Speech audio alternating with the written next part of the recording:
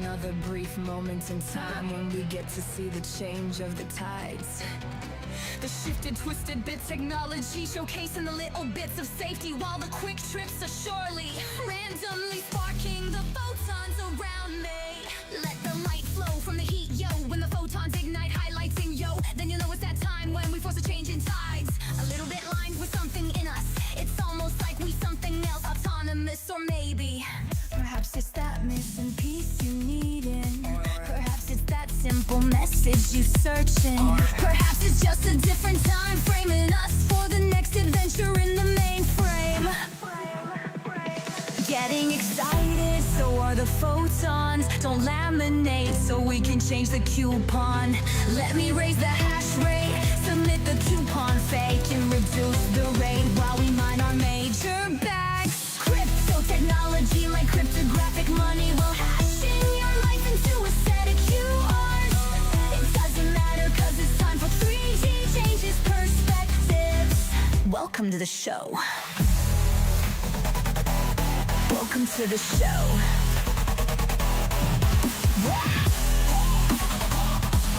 Welcome to the show. Thank you, everybody. I apologize for the intro.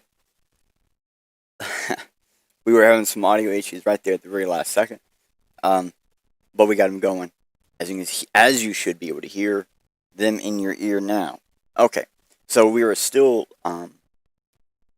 getting everything adjusted and everything. Basically, like I showed up, my audio just wasn't working, and I had to really push to get it fixed. So here we go.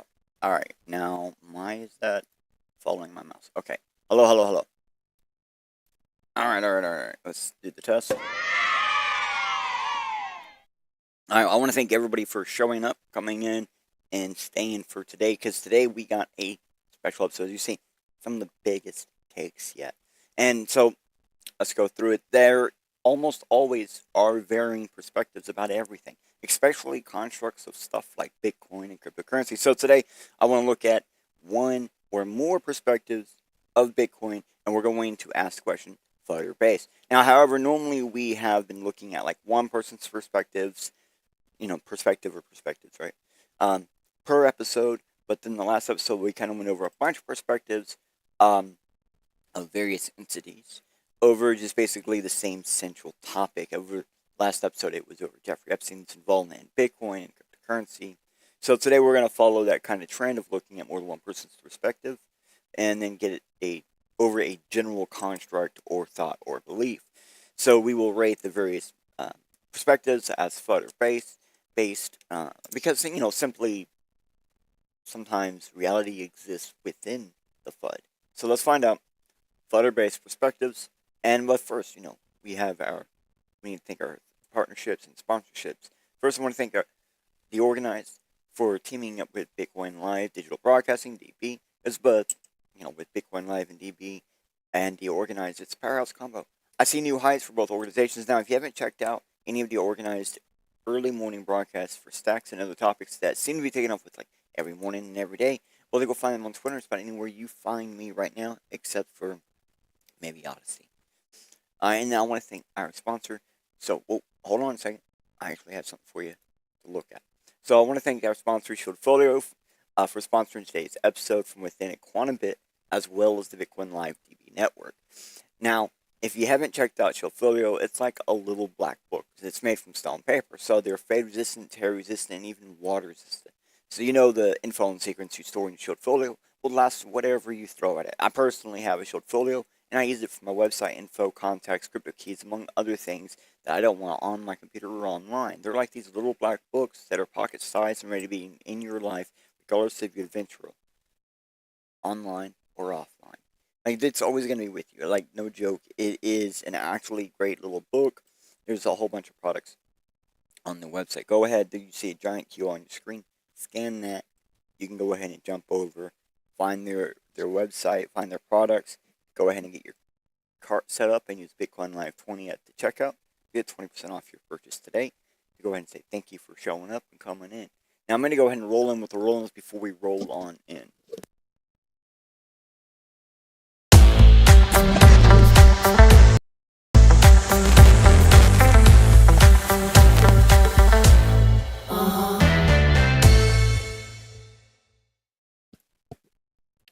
My apologies. Alright. Thank you again, Shield Folio, for sponsoring today's episode. Now, don't have to worry if throughout the episode I'm gonna actually have that little QR at the bottom of the screen so the lady's kind of freaking out. Alright, so right there, that QR will get you there throughout today's episode. So any point in time you can come back, you can check through, you can scan back, you can get your thing, and you can see what's going on, what we're talking about with the Shield Folio. Now, excuse me, I have my coffee. We have a set of stuff in front of me.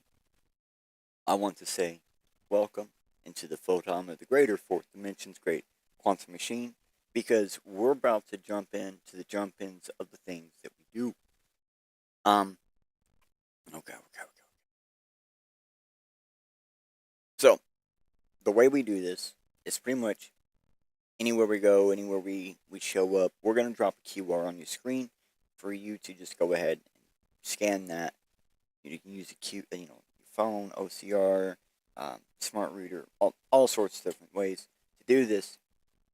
But basically, we're going to show you where we're at all points of time so you can follow along. So, for example, this is the organized media, and they're like, they go live just about every day. Like I said, they got their morning board, Bitcoin and stacking stocks. So, if you want to see what's going on daily with your digital pump and hookup, come check them out. They always have something going on and something great to see. So, we want to give you the free pre-search query. So today's free pre-search query is, what are BTC's biggest threats to its survival moving forward in 2026 and beyond? So, like always, I did not use this query in today's episode research, but that doesn't mean that we won't have overlapping links. So if anything about today's episode interests you, this free research query should help you find more to help you.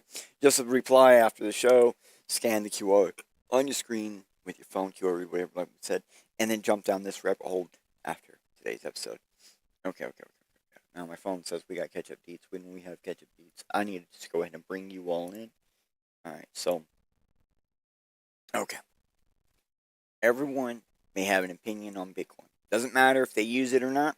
So one of the reasons why some of us in the cryptocurrency space for a long period of time, we use this perspective of yeah or nah point of view. It's kind of like because information is an attack vector, you know. So if like 1,000 people online say the same thing about something, it may become searchable. If at any point in time any perspective becomes searchable, it may trend, and if perspective trends, it may be spoken about in mass media. Now, if something is spoken about in mass media, even if untrue, may become a self-fulfilling prophecy. So by fighting data with data, we may sway in which way mass media might actually potentially talk about it. So that's what we're doing here. We're actually going to fight data with data. That's the whole point of today's episode. That's the whole point of this whole FUD versus base. It's data versus data. Alright, so here is the very first thing for the day. So starting off with jokes, but let's get aside the Epstein jokes. This does actually showcase a serious issue. Let me read what it says real fast.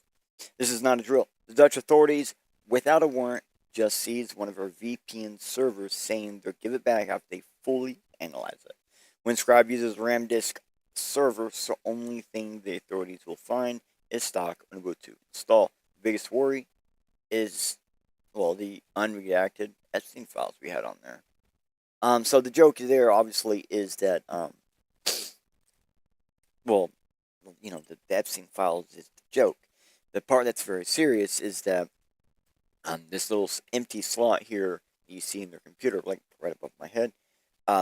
See, there's a whole bunch of little racks. But there's one missing. That one missing, well, it's a server. And it's gone. It does highlight the very serious issue of the government could just show up and seize your miners' nodes, hardware wallets, etc. This is something many don't even think about. Okay? Nor do they think about where their keys are and how keys are publicly linked to the owner's funds. And people may use extended public keys on their miners or tech that is a revolved around their currencies that they like to use to help sign transactions. Well, this also means now your private keys are determinable if you're one of those people that does that. Okay, that actually means that government coming in and walking in and grabbing your stuff has a lot more implications than just simply finding Epstein files. What if they found your Bitcoin keys?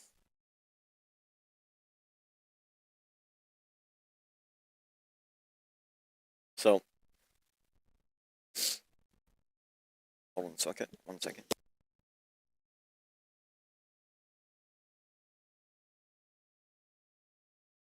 Alright, sorry about that. So, something I always, I guess something we've been doing a lot lately is we've been asking just research, right? Research AI, hey, blah, blah, blah, blah. So I asked it, how can I get my private key out of my exam public? And it says right here, no, no, no, no, no, no. Not even possible. I mean, this is what the AI says, right? Kind of seems fishy to me, especially when you look at the very first results. Oh, actually, no.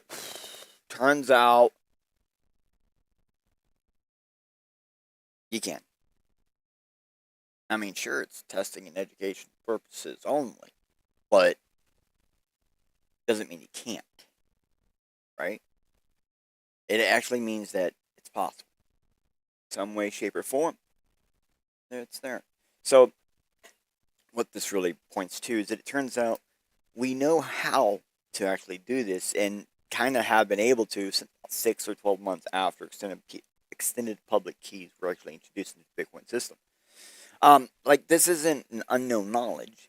This is known of the cryptographic stuff for, like, Bitcoin is it's known. It's not unknown. So this is kind of how free and open source software works. I mean, aka FOSS software. We know how it works. We know all the insides. We know all this little bits of information. So it's kind of easy to say that the perspective that the government may one day show up and seize your stuff, well, that could actually put your Bitcoin at risk. That's based, and it is a real threat to consider when storing and handling your electronic equipment for Bitcoin. Something not a whole lot of people think about. You see a lot of people advertise, "Oh, get the hardware wallet, get the hard." People don't always think about what that really means. For example, if it's on a piece of paper, okay, that data has to be transferred off that piece of paper in order to be used. Well, that in almost all countries is going to have its own type of protection, especially in the USA. Okay. So, we're just going to keep going. We're going to keep going. Like I said, these are some of the biggest takes. First one, bites. All right. So, here we go. I'm not going to play the clip. I'm going to read what it says. People are still confused why Bitcoin tanked so quickly. The Epstein file documents revealed it was created by the NSA and promoted by the Epstein wealthy elite. It doesn't scare you, then I don't know what will. It will bounce, but ultimately it's going to zero to implement the new system. Alright, we actually reviewed these files. I actually reviewed this conversation in extreme detail. Okay? I reviewed over the situation of lots of people sent at Jeffrey random all the time in hopes to get free vacations. And by vacations, we do mean traveling to his island and getting various forms of actual entertainment. I say it that way because we have at least one point in time that they had like maybe a band or something, so there actually was entertainment there, but outside of what everyone knows it for, right? Okay. So now I just have to say it like this. You can actually check out, um, meanwhile, with my previous episode, where I went over the Epstein files, I actually used the Epstein files and the government search program, that tool the government provided to search the Epstein files. I used those to disprove or prove, because there was some provings, quite a few common statements that you may have already heard of online. So you can just check out that episode after this one if you're more interested in what Jeffrey Epstein had to do with Bitcoin and cryptocurrency and other things like that. Like we go over it. What is up, Roasted? Morning from Lakeland, Florida. What? It's nice to see you come in, Mr. Kevin or Mrs. Kevin. I don't know, Miss Kevin Hawthorne. Thank you for showing up. Bitcoin Live. What up, Roasted? Let's go. You know it. That's right. But hold on. I got one of these things in here. So let me see. Blah, blah, blah, blah. No, I don't know where it's. Oh wait, no. Dang, I can't read the thing. I don't know. I have a thing somewhere. We're just gonna go with that one. It worked. I actually need to get bigger buttons. Just I can't read.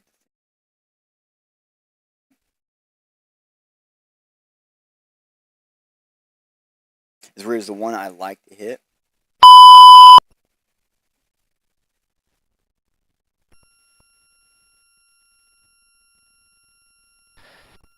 Dumbass. Oh, thank you. That was my wife. Okay. Alright. So we're gonna keep going. So basically, I think every time I do over, video over Bitcoin debunking or proving or anything like that, where I'm asking other people, hey, is there anything you need covered or anything you consider, blah blah blah. I almost always get a Financial Times article that says Bitcoin is still about blank price too high. And I don't know if it's the exact same one and they just keep editing it, or if it really is a different one each time. But hold on a second. Let me take a drink of my coffee.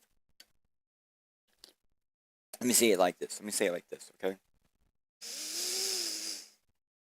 Financial Times is not here to give you good advice on finance. It's my opinion, true, but it's my honest opinion. Okay? So please stop sending me this article. But we do go over it. I ain't gonna just ignore it. Because every time I get it, I wonder, does it say the exact same thing each time? No. Generally, yes, but no. It starts off with a different thing, it has different context, and it ends differently.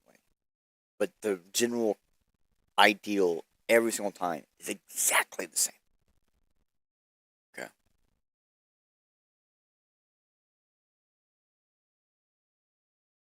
So we're gonna read maybe 4 paragraphs into this bullshit influential part. So basically, a lot of this is just trying to influence the way you think. This is a hit piece disguised as journalism. It's really, really bad.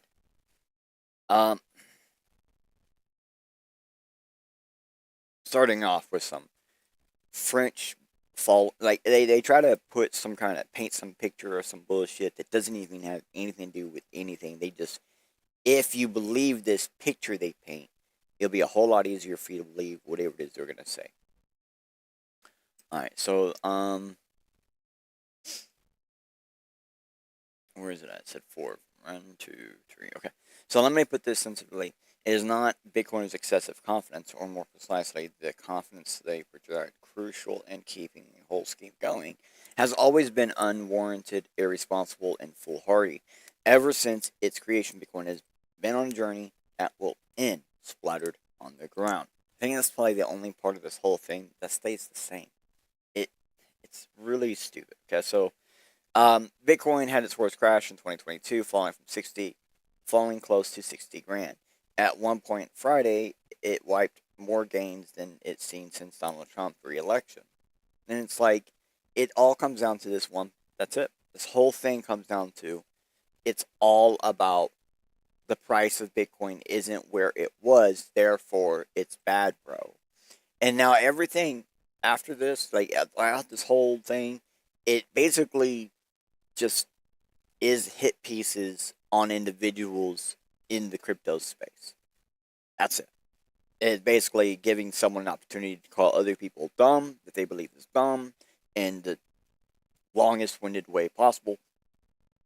It's pretty terrible. Pretty terrible. Yeah. I'm not gonna lie, it's pretty easy to say that article's FUD. It's really easy to see it for a lot of people. I don't have to go too far, I don't think. Okay, so one of our previous BTC perspectives with FUD and base episodes, we actually pointed out that BTC price tends to follow the hash rate, and the hash rate tends to the little hash rate price follows hash rate follows the miners, and so there has been a recent hash rate drop, um, and many show that it was because miners were actually pivoting to a more profit based mining effort went in the AI sector. So this is actually like a common thing whenever the network is overhashed, when basically a network has more or extra hash rate behind it than it really needs. You tend to get people that leave for more profitable structures. This is why the hash rate fluctuates. There's natural systems built into the entire thing that causes people to want to leave and want to come back, and the whole thing's designed around the ability to do exactly that. So the Financial Times perspective, again, it's 100%. It was 100% FUD from the beginning. There was nothing about it. They were actually wanting to, they were not there to give you information that would be helpful. They were there literally to just paint some narrative that you would believe.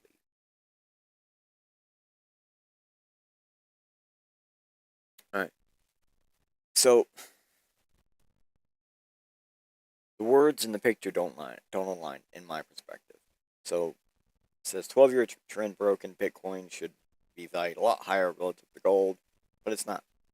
The valuation trend broke down since quantum came to awareness.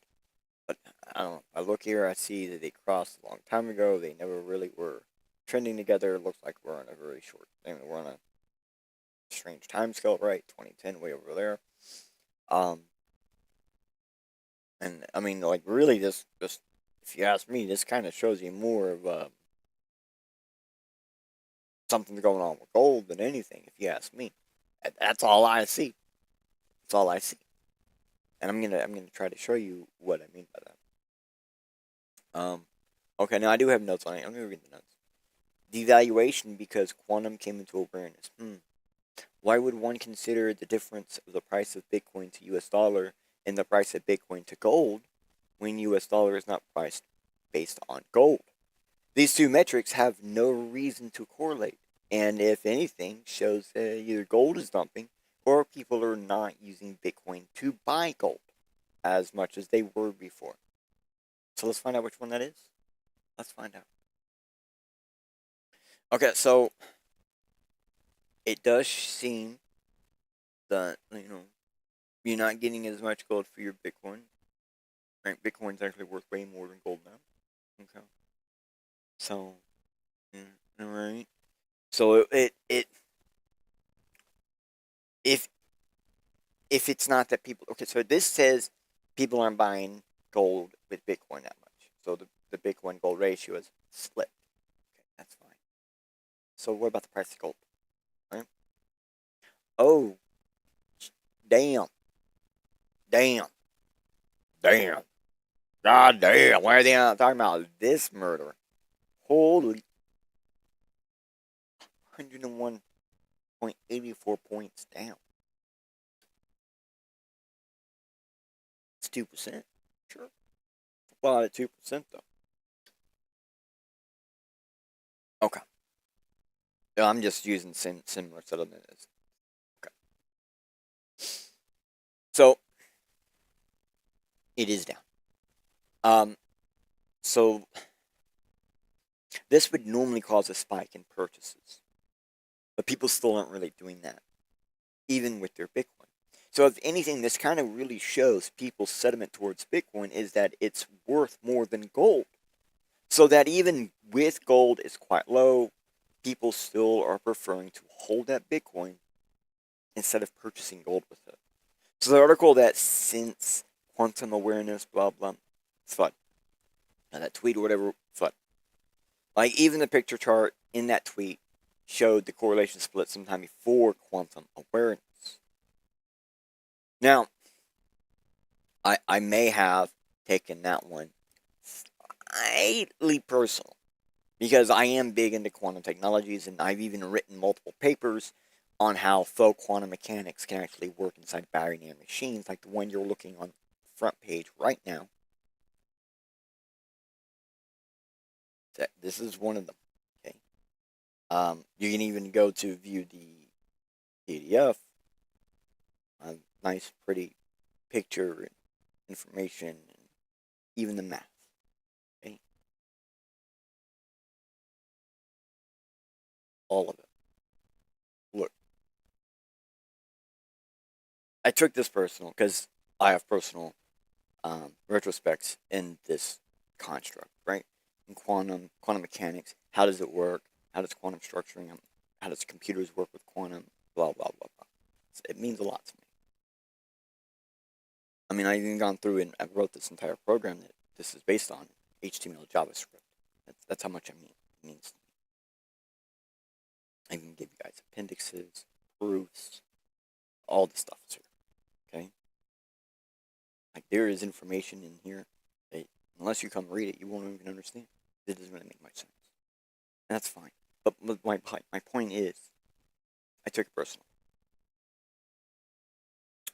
So, the NSA of the US government, for a couple of years now, have actually been requesting quantum-resistant encryptions. So, the quantum awareness has actually been around for years. You know, let me take it off this mode so you can see it's actually a US government website. And I'm not joking. This has been going on. This one right here was released in March of 2025, last year. But actually, these things have been going on for longer. Like, we hit cybersecurity, we go down here, where you're gonna find more and more stuff. I don't actually remember where it's at. There's a thing where it shows you all the times they've asked for it. They've done this more than one time. Okay. But hold on now. I'm going to take this a step further. I'm going to prove to you quantum awareness has actually been around for some time. Okay. So, first off, I want to prove to you, yes, this is a real paper. We're in reader mode to make it easier for me to read. Okay, so this came out literally while I was preparing this episode. Like, the real reason quantum was mentioned in the dev stuff was twofold. Google had made a large enough qubit processor that basically developer financial backers got scared. Okay, that means the people backing developers got scared and told their developers, we want you to do something with quantum resistance. We want quantum resistant hardware, wallets, the whole shebang. Second reason was someone was already in the process of working on a solution for quantum resistance in blockchain, wallets, and signing. Like, I find the best at times. I get access to some of the top-notch information at times. And I actually did get government files once in the past for you guys on one of these episodes where we actually got U.S. government proof files that the U.S. government made UFOs out of wood and used diesel-fueled engines to power those UFOs in the 1960s, with the actual plans to how to build your own version of one of those UFOs out of wood with a diesel engine. Like, we've done this before. This is a real, actual paper. This is about actually protecting the entire signing system with quantum resistance. Now, a lot of people are going to be looking at this, and a lot of people who try to read this are just going to be, fumbling over themselves with what does that mean? What does that mean? And that's fine. The important part is there is now a way to sign with quantum resistance. And that's probably the biggest thing that I think most people are afraid of. Now, I'm going to drop this down, but we're going to keep going, and I keep this in the back of your mind. Okay. Oh. Okay. So, stop misleading immediately. Sailor Docs. Elon Musk have asked one question to Grok. As quantum attacking vector is not SHA-256, a digital signature on Bitcoin. Now, I just showed you a picture. I just showed you an article, a document, a thing. a proof. I just showed you a proof on how to sign against with quantum resistance. Okay. So this is still about the same thing. So I've already shown you the answer. Okay. But I still want to explain this perspective. It's a little bit confusing. So Sailor says, Elon Musk asked Grok can quantum resistant rate. And what?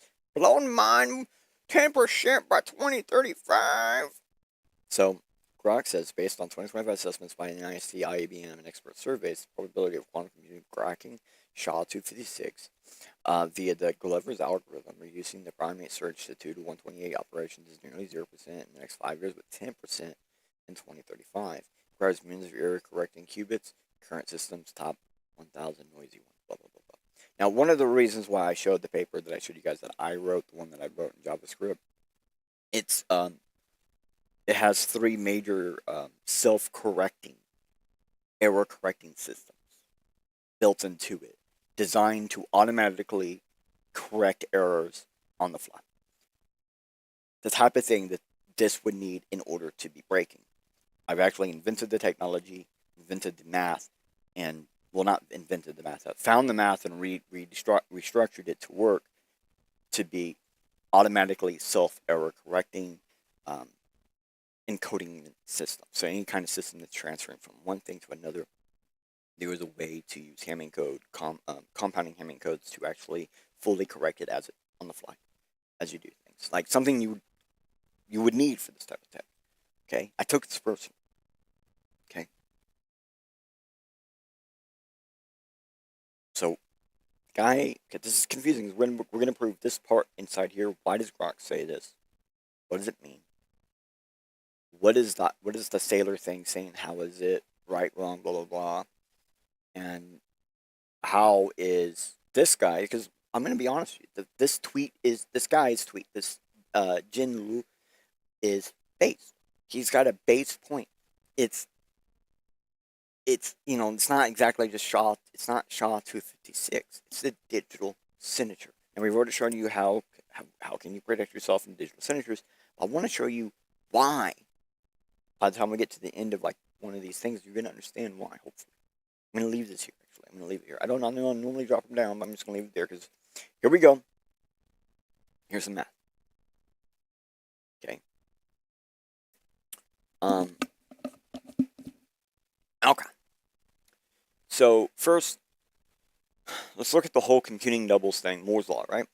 It's really does describe like mathematically something. I mean, you see, we can come in here and I can type in word. We can just hit the button and it changes, right? So they said thousands. Okay, we're talking possible thousands. Fine, 10,000s. Oh shit, that's a whole lot better. Okay, so what does this really show, anyways? That Grok. This just shows that Grok was using math like this to make that determination based on 0% today, how many years blankety blank until blankety blank. So now let's move on to actually disprove the criticism in Grok's answer. Okay. So they actually said, ask Grok, blah, blah, blah. I asked, okay? Like the tweet said, basically, well, this is fun, but it has some base parts to it. Okay. So I kind of pointed out that the inside of what his quote tweets and stuff were fed, he was being base, right? So, I lost my spot, my bad.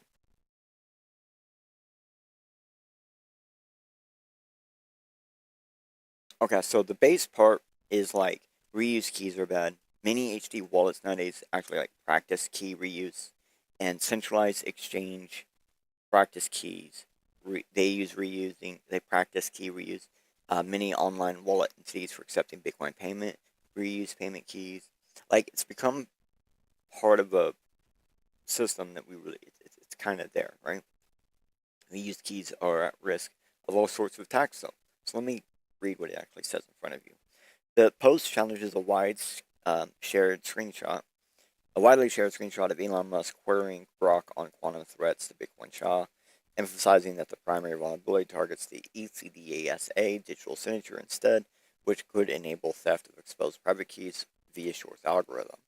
Only Bitcoin addresses with reused public keys, at about 80% total of the full supply right now, are currently at quantum risk. The best practices since Bitcoin's inception advise against reusing keys, because the key is hidden until spent.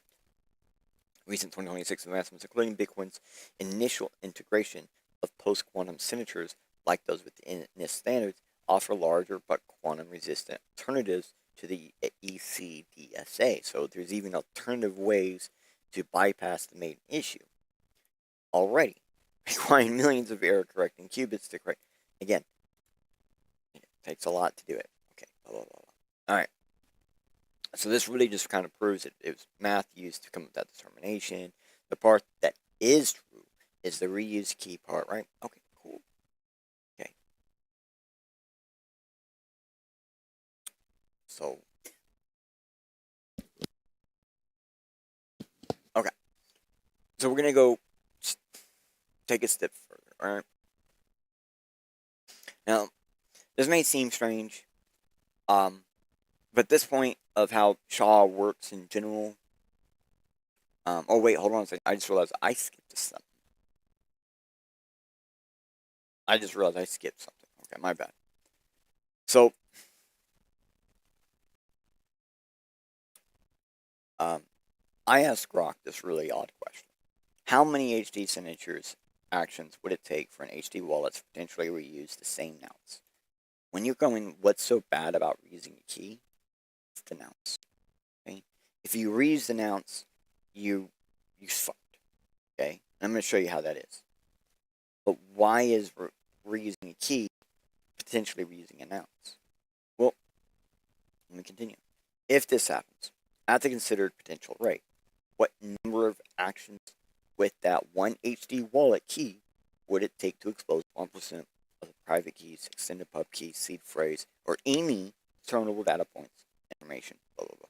Like, list most potential to least potential, and consider real-world examples of reused nonces in Bitcoin or online to help and display the math and explain the math determined the chance of possibility. So what I'm asking Grok to do, use real-world examples to come up with the math to figure out the potential possibility of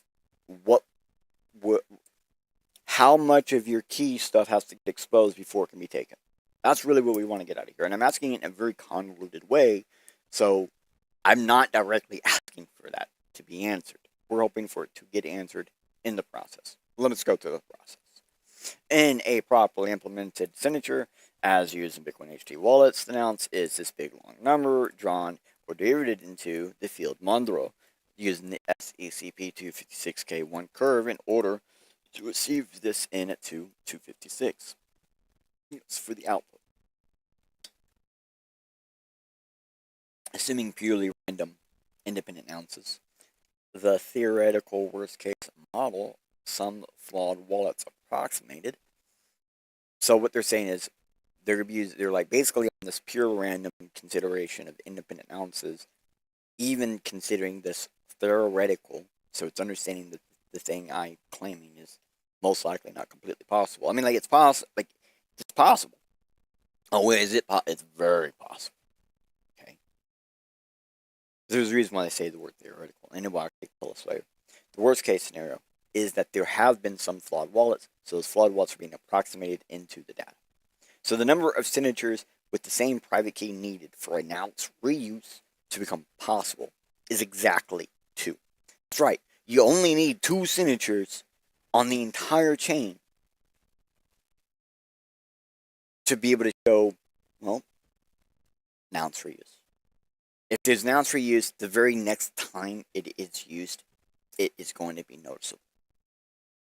Any pair could collide by chance. So it's saying by chance, this could happen at any point in time. Okay? So the probability of exact reuse is actually a huge, long ass fucking number. All right, so that's the whole reason why we go back to probability. It's like, sure, it's possible. We've seen it. Do you know how hard it is for that to happen? Basically, someone has to design the software for it to happen in order for it to happen. That's how unlikely it is to happen. Okay. So if the M signatures number of the pairs is 2 squared over or divided by 2, then the overall probability is at least one collision approximately. And this giant ass number right here, they call it the birthday paradox approximation. It's an actual number. The birthday paradox approximation is an actual number. Okay. So to reach 1% chance of at least one collision anywhere in the set, this is your potential rate. It's a lot of signatures. It's a shit of signatures. Ooh boy, is that some signatures. So for 50% chance, it's only this many signatures.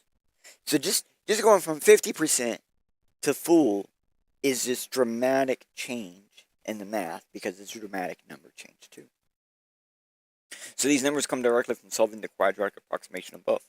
They are so astronomically large that even the entire Bitcoin network signing every second since the Big Bang would never reach them. Ever. Would never reach them. If a reuse actually occurs, so the same R value in 2 signatures for the message hashes, the same private key. The private key is recovered 100% immediately with the classic algebraic attack. Your calculator can actually do this, okay? The classic algebraic attack is simpler and easier, and a calculator can do it, compared to the formula to figure out the probability of this happening naturally occurring through the technical systems that we have set in foot already into the cryptographic community and Bitcoin itself. This is deterministic. Once the correlation exists, once it's there, it's too late. Boom, done, roasted. There is no 1% chance of the key stage. There is no percent chance. It's binary. It's either full private or full public. End of discussion. The same 2 signatures also reveal the announced key itself. Stored in HD wallet, this leaked child private key immediately lets an attacker spin that address. Simple as that. And so that's how we've always seen it too in the past too. Immediate.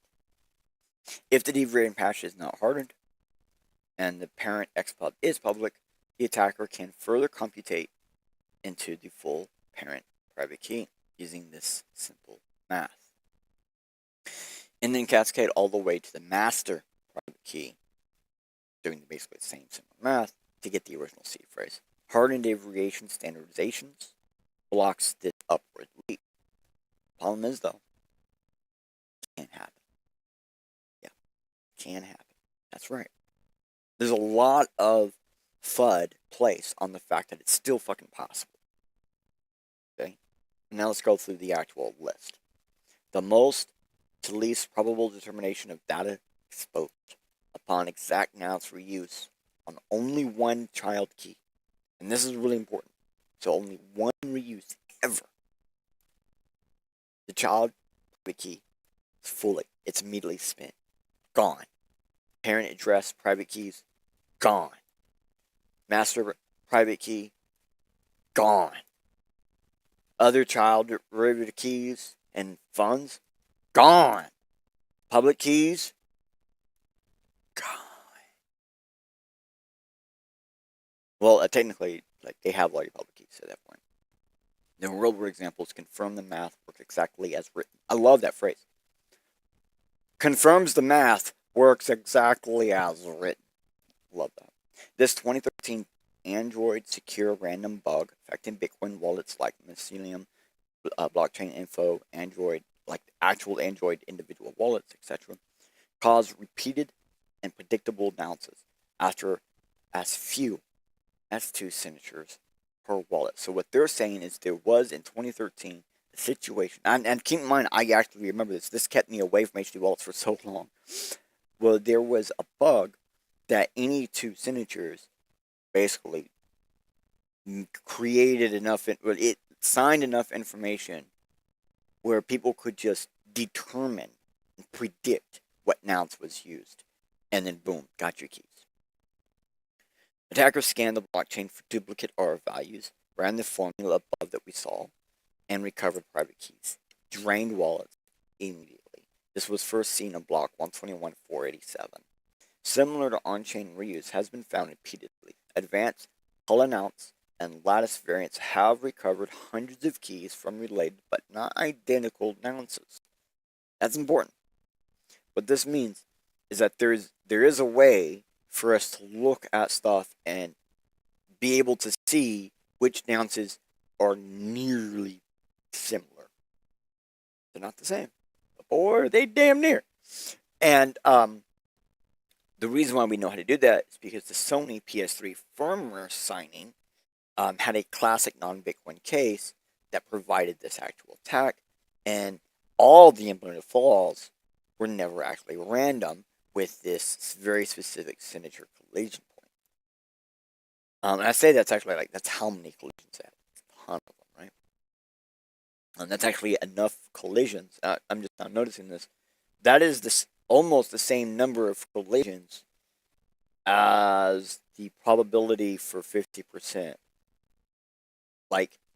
So most likely those collisions was 25% of the classic birthday paradox approximation. That's a lot. Okay. So simple real world summary for the actual blah blah. These wallets have used the RFC 6979 deterministic nonce generation for years. Okay, wallets have used this deterministic nonce thing for years. Since 1.9 Electrum, since Bitcoin Core, since this Libra 256K1, the nonce is not random. It's computed as HMAC SHA-256 private key messaging hash. That's kind of my point here, right? That was my point of bringing this up. There's a lot of devices, hardware wallets, miners, nodes. Sorry, brain was not functioning. That use this old style system that the government grabs. Well, guess what? It wasn't safe. It wasn't good.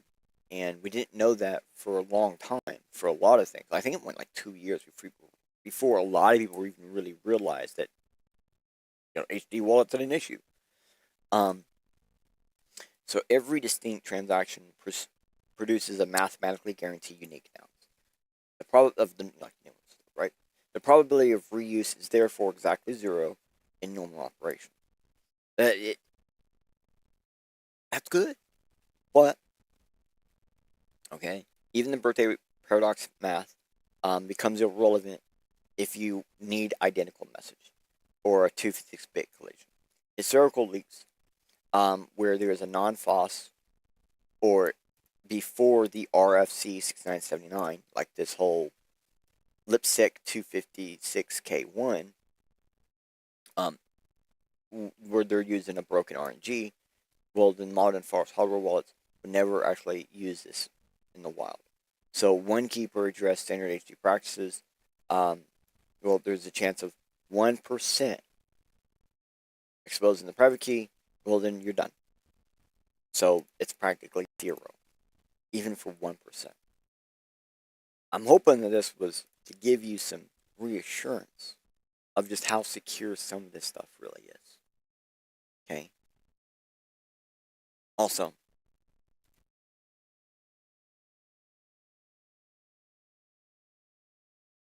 okay.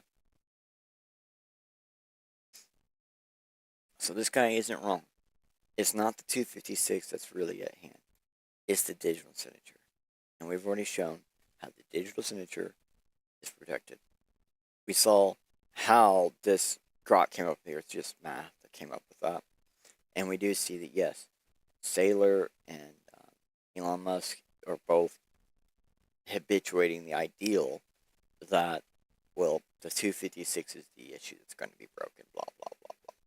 They're literally looking at the wrong thing on purpose to persuade you and push you and make you look at the wrong thing on purpose. What is up, Roadkill? Glad to see you in the chat, bro, Siv. Okay.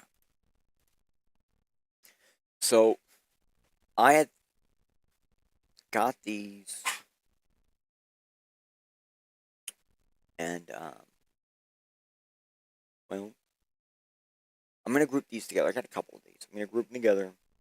All right. So classified reports confirm that Eastern Defense hubs have weaponized Quantum Shores algorithm to render all current digital currency obsolete. So Shores algorithm, a little bit different than the other one we saw, right? Over $500 billion in encrypted assets were moved in a secret test system. So obviously this is fake, right? Got another one here. Classified reports confirm that collapse of 256-bit encryption in under blah blah seconds using decentralized quantum mesh. Every bank account, crypto wallet, private key, and ledger is now an open book to those building the new math. It's not new math. There's no such thing as new math. Math is 1 plus 1 plus 1 plus 1. There's no such thing. So this is fake also. So a lot of these that you see on Facebook is summarized by AI. A lot of this stuff, like this entire website, is bullshit. Everything about this site, everything about this, it's just fake. And same thing here. Everything about them, everything they post, it's all bullshit.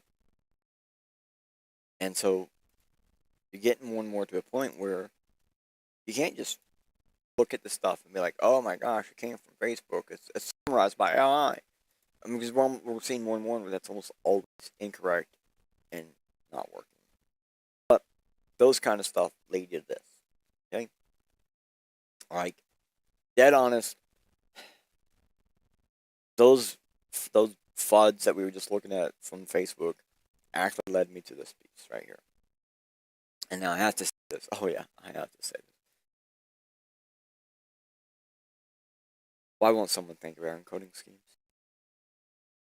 Just someone please think of the encoding schemes. Save us from this vulnerability of encoding schemes being known out there.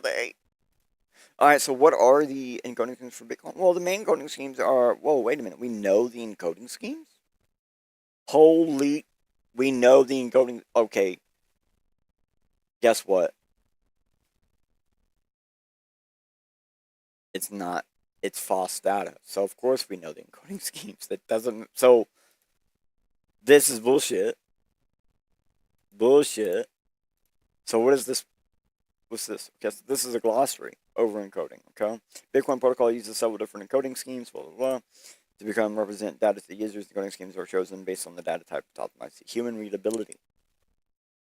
Text decimal base 58, so it has an alphabet consisting of 58 characters, including upper and lowercase letters in the digits 1 through 9. Base 58 excludes 0, uppercase O, uppercase I, and lowercase I to avoid reader confusion.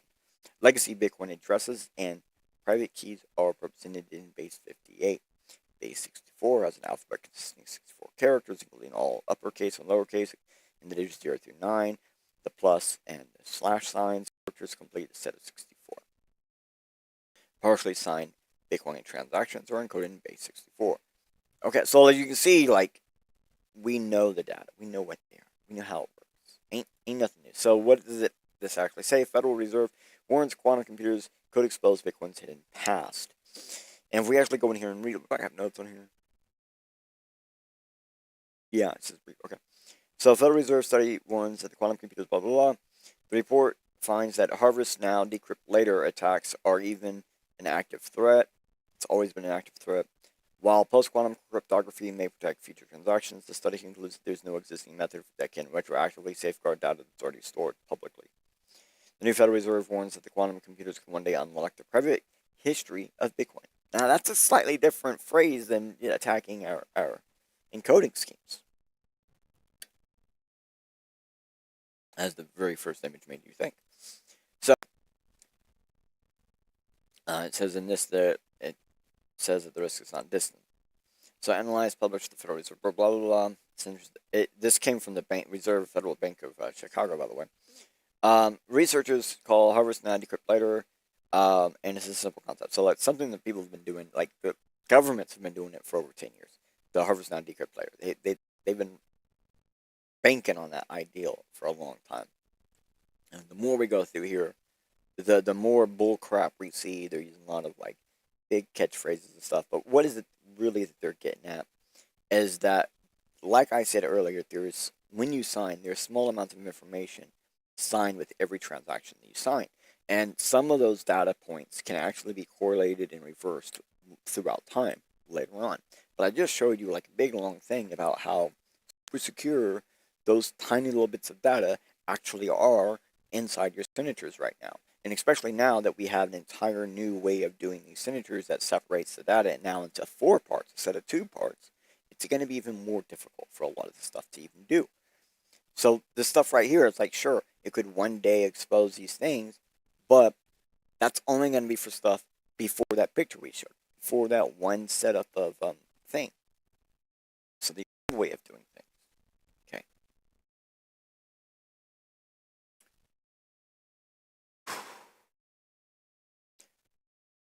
I do have something I need to say before we continue. So let me say it real fast. Quantum machines will be able to do all the calculations to be able to crack all the blank. The maths are already known. We already know what the maths are. And even if you know all the possible answers, you still have to try them one by one for each individual signature, one at a time. So quantum doesn't actually help attack that way. It actually hinders it.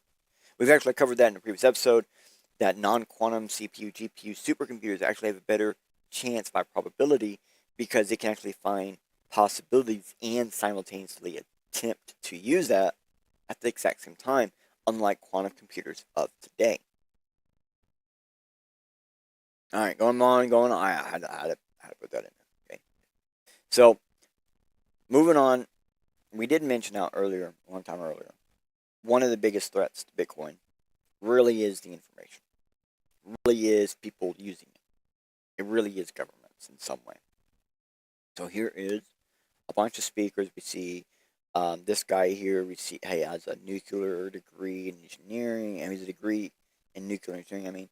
From 1991. We got this lady here, a decorate from blah blah blah. This guy here.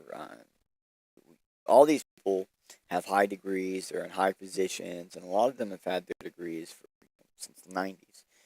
Early, this one's 2015. They do got some young bloods, but they got a lot of older people here too. 2002, 2006. So what's so special? Well, if you look at the faces and stuff like that, you'll notice a lot of these people, kind of have that. Well, I'm gonna be honest with you. They have that woke face glare. They all have almost the same kind of stare where they're looking at themselves through you. It's like they're either all trying to be potential, like they're all trying to say, "Oh, look, I'm better than you" in some way, shape, or form, or they're all like trying to look at themselves through you through the picture. That's what it feels like. Like they all have the same exact look on their face, except for maybe this like Enrico guy, this Stravan guy, and like a couple of other people. There's like a chick in here that has a different look on her face. Well, all these people have the exact same look on their face. Susan and Thressen has it. Yeah. Okay. So, but what is this? Right? The role risk science in the new geopolitical security landscape, geopolitical tensions, hybrid threats, artificial intelligence, and beyond.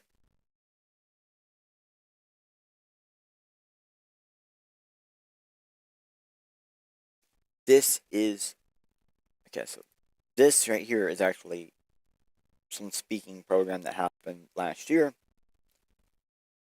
This is from one of those speaking points. Okay? This is literally for government officials. These are these panelists giving this as a Norwegian Defense Commission communication.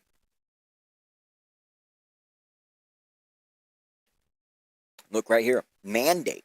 Consider what potential security and defense policy choices Norway could make in order to ensure Norwegian security in the interest of a 10-20 year perspective. Mandate. So it's not even an ideal or no. You don't understand. It already has to happen. Already has to happen. It's forced upon you. Just this one slide. I mean, the very first slide it told you from the beginning. All of this is bullshit. We're living in an era defined by rapid technology advancement, shifting power dynamics, and heightened global tensions. A lot of the heightened global tensions are actually from the government. So this whole thing is a hit piece. Look, here's the reason for climate change. You see how this ice crossing doesn't no longer go all the way across? Oh my gosh, climate change. Really, a lot of people who look at situations of things like this would say, well, there's more people living in this area. There's more human life. There's more physical life. There's literally more heat by bodies and weight and distribution of individuals and creatures. Which also means there's probably more life in the water, too. Okay, so maybe not so much climate change. Maybe just more people in one area than what used to be. And a lot of the stuff they're coming through here, and they're saying all this is so that way they can push a mandate. They don't really explain. Okay, but they're saying we have to create a mandate because of all these risks. I mean, gosh damn, look at the risk. It's a hybrid threat. God damn it, hybrid threat. Here's the actual security threat. Oh, NATO. Security framework condition risks. Complexity between categories of risk level sectors and actors. Like literally, this whole thing is a FUD. This whole thing is FUD. It's literally weaponizing trust. It's exactly what they're doing. They're weaponizing trust. I'm saying it right there. Do this. That's what they want you to do. Put the trust in others and the institutions so they can lie to you and convince you they know what they're talking about. Then here's the Nordic Gold saying they did probably really bad to actually read it. So all of this is about what it says right there. That's what all it's about.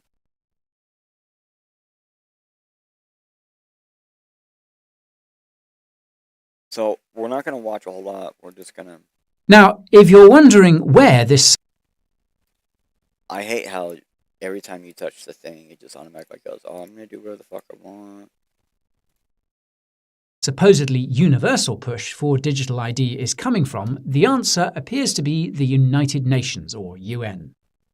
Introducing digital ID is part of the UN's Sustainable Development Goals, or SDGs, that member states must meet by 2030, which is literally every country.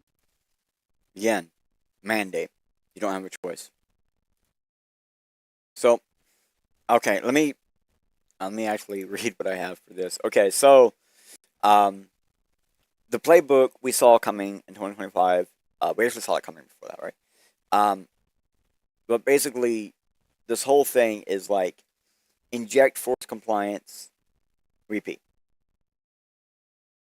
Oh wait, I didn't actually explain that. So basically,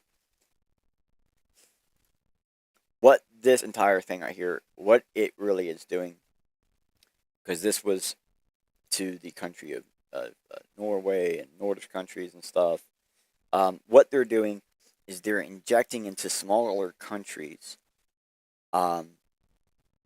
the laws that they want bigger countries to do. So you inject these force compliance laws into small countries. Now, because it's online, now all these other countries need to comply with you in order for you guys to be able to communicate and do things online, in order for your country's peoples to be able to communicate even. They have to now force compliance. Now, once you get a slightly bigger country behind you, and you get more countries behind you, then you have more countries behind you, well, it's a lot easier to force more compliance in bigger countries this way. And you just repeat this process. That's what this is. Weaponizing trust.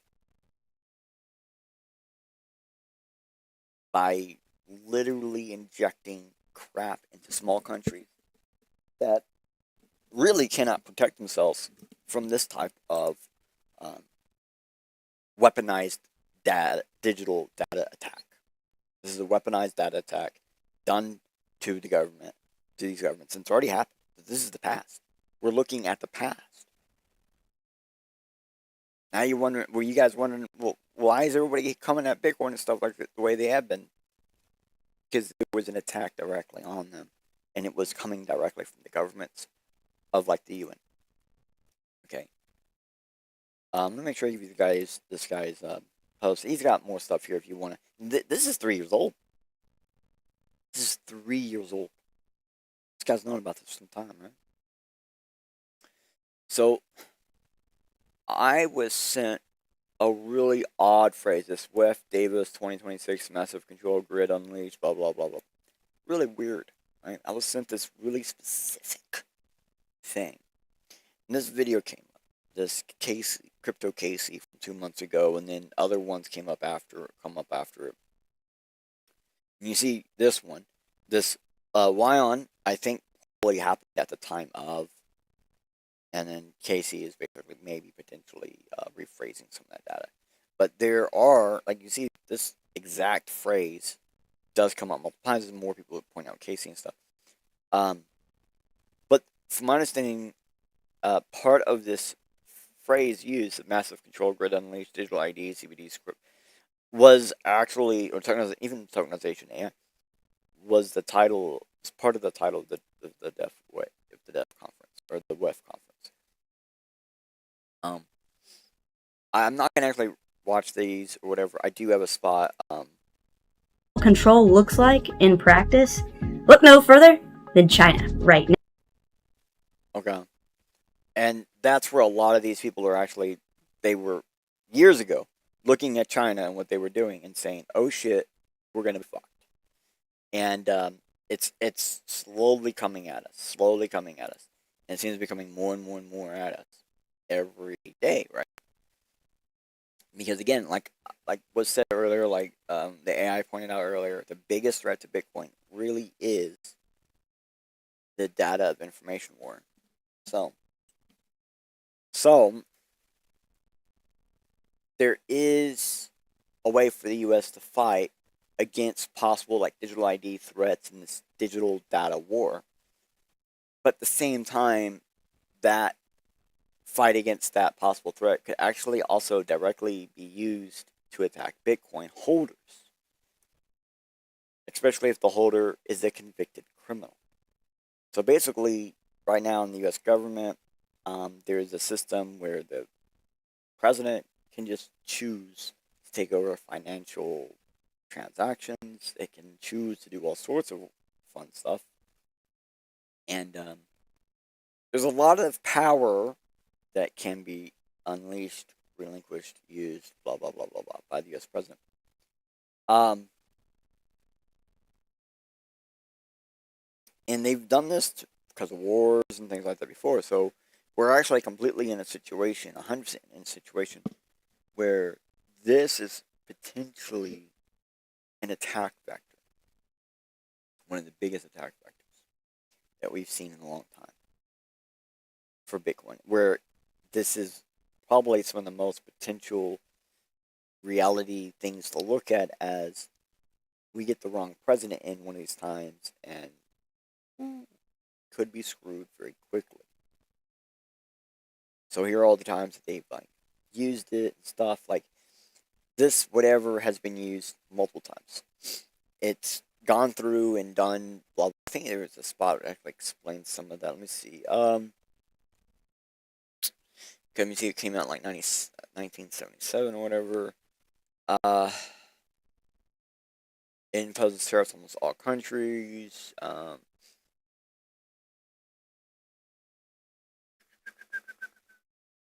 I don't remember. There's a bunch of like stuff in here. So it's like, following committee investigations discovered the United States had been in a state of emergency for more than 40 years. Congress passed National Emergencies Act in 1976. In the EEPA in 77, the Paris state placed limits on presidential emergency powers. Both include report. So it placed limits, but also gives the ability to open up more powers to the president during emergency times. So presidents have declared 77 national emergencies invoking this thing, 46 of which are still ongoing. National emergencies invoking the whatever they last nearly a decade at a time. I don't know, though some have specifically last longer. Like the first state of emergency declared under this whatever was declared in response for taking the U.S. Embassy staff hostages in 1979 in its 5th decade. So it's like it's been around a long time. It has the ability to do things that a lot of people didn't even know you could just immediately give the president the ability to do, especially in the U.S. And one of the things that it directly allows the involvement of is interception, interaction, and whatnot of transactions. Bitcoin is transactions.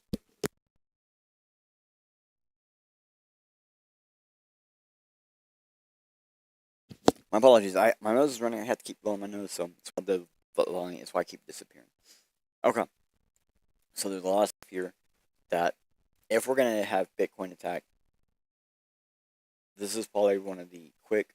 This is gonna, if this was to happen, this attack here was to happen to Bitcoin, it'd be so swift and quick. The holders would be screwed. And when I say the holders, I mean like they would be able to directly go after direct transactions, intercept, involve, and take over to seize Bitcoin.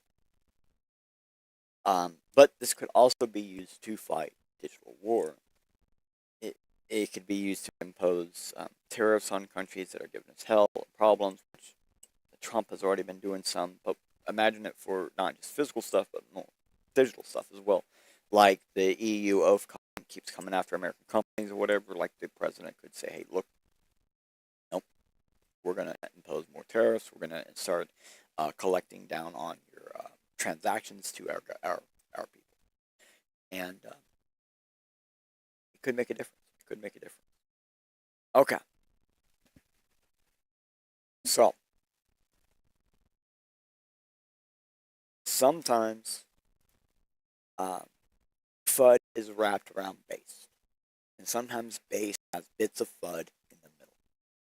This isn't always going to be an easy road to look down. Some extra research, you see there are a ton of real-world types of attacks that can actually be made on the tech license holders, entities around Bitcoin. But it cannot directly attack Bitcoin. That's just the way it works. It's the way Bitcoin was designed. Yes, there is base data showing governments of the globe are looking for ways to capture Bitcoin, or at least its holders and operators of the equipment that Bitcoin sits in. Got one more thing I'm going to show you. This was that screenshot from earlier, right? This is the picture, the most potential to least potential to expose your data. And in case you're forgetting, it says right here, it's instant. If it is there, it's instantly. You're fucked. Instant. No other way to say it. It's quite literally instant. Okay? The broader point of the perspectives you see and hear online are FUD. Generally, 99% of all of them are FUD. When people put shows of proofs, including me, the burden of checking that proof is actually on you, the viewer, the reader, the finder of the proofs. Often that means people push aside and care not to check. But they will also later use that data in some way. That's why the FUD is out there. But thankfully, maths work as written.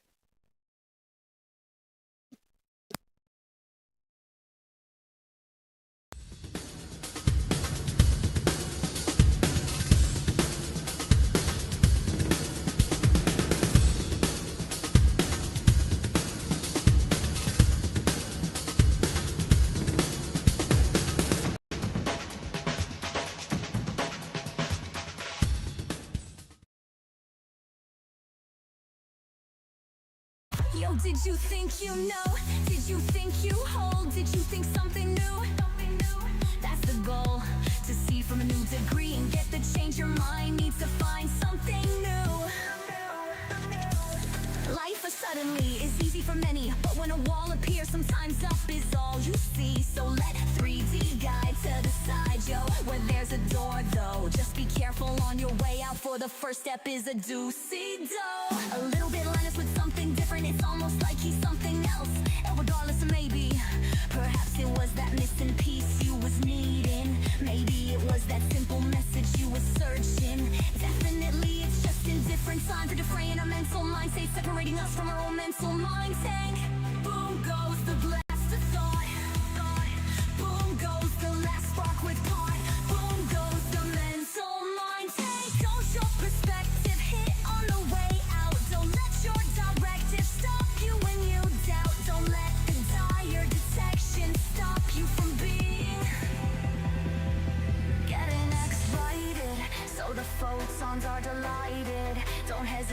so we can line up the hash rate. Let me surmise the tide, submit the rate, and reduce the fakes while we mine our major bags. Crypto technology like cryptographic money, while hashing your life into a set of QRs. It doesn't matter, cause this was 3D changes perspectives. Thank you for joining the show. Please return next time for a new roll of perspective. Thank you for joining the show. Please return next time for a brand new perspective. Of perspective. Thank you for joining the show. Please return next time for a brand new perspective.